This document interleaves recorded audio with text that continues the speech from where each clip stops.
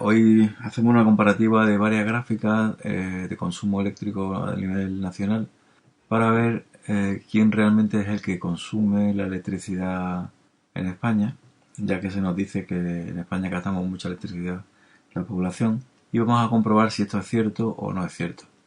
En primera parte podemos ver una gráfica del día 1 del 4 de 2020 y otra del 29 del 4 del 2020, para comparar una con la otra y ver cuáles son los consumos que ha habido durante un día completo y comparar uno con respecto al otro, y podemos ver que el consumo es poco más o menos el mismo, hay muy poca diferencia.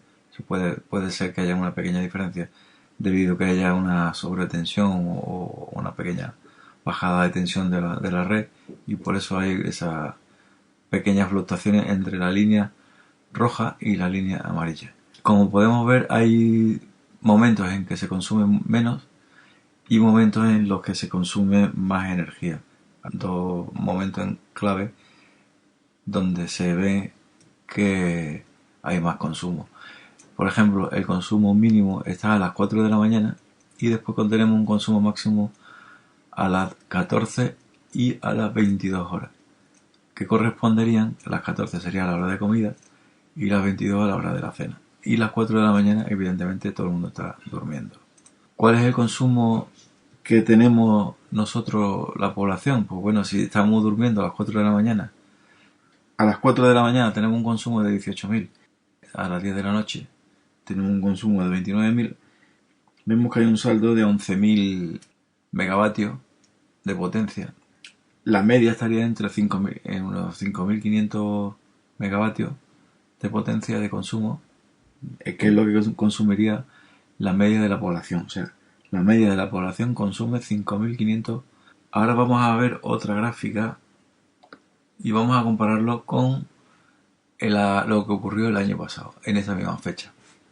En esta gráfica vemos el día 2 del 4 del 19 y en rojo, y el 3 del 4 del 20 en amarillo. La diferencia entre uno y otro, pues si en amarillo estamos en el 2020 y estamos todos metidos en casa, o sea, la mayoría de las empresas, oficinas, bares y todo eso están cerradas, y el año pasado pues estaba todo normal. ¿Cuál es el escalón entre uno y el otro? Pues aproximadamente tiene un salto de unos 5 megavatios. O sea que tenemos un consumo de cuando están todas las cosas funcionando de unos 5 megavatios.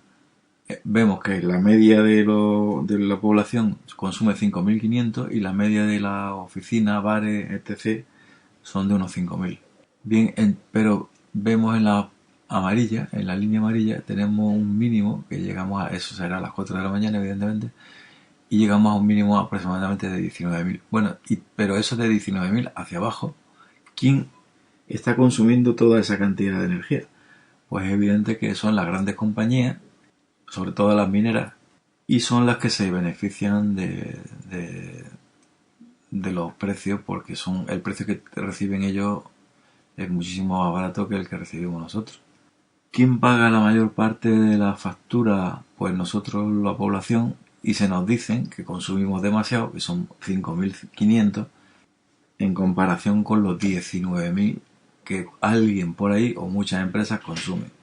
Se nos dice incluso que los gastos, tenemos que reducir gastos en nuestra casa, diciéndonos, por ejemplo, que apaguemos la televisión, que los desenchufemos y eso, porque gasta los LED, el estar en stand-by, muchos de los equipos pues consumen. Bueno, haciendo un poco de cálculo, imaginémonos que tenemos 10 millones de viviendas de personas.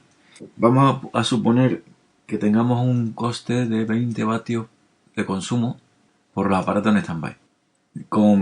Si lo multiplicamos por las 10 millones de viviendas que existen en España, donde la gente está viviendo actualmente, multiplicamos 20 por 10, serían 200 megavatios de potencia, que sería el consumo de dejar los aparatos en stand-by de todos los españoles.